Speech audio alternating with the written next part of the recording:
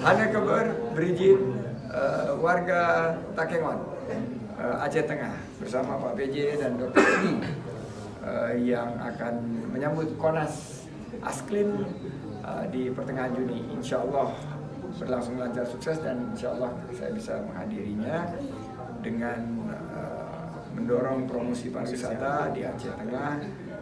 Benar meriah juga ya, dan Danau Laut Tawar sebagai venue dari PON tahun depan, dan mudah-mudahan ekonomi bergerak dan masyarakat sejahtera.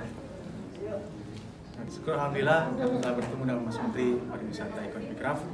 Harapannya sangat harapan dari masyarakat Gayo khususnya untuk Mas Menteri berkenan hadir pada Konas Asklin pada pertengahan bulan Juni 2024. Semoga harapan itu dapat terkabuli dan Mas Menteri dapat hadir bersama kita di Kota Takengon. Alhamdulillah. Salam Kopi Gayo.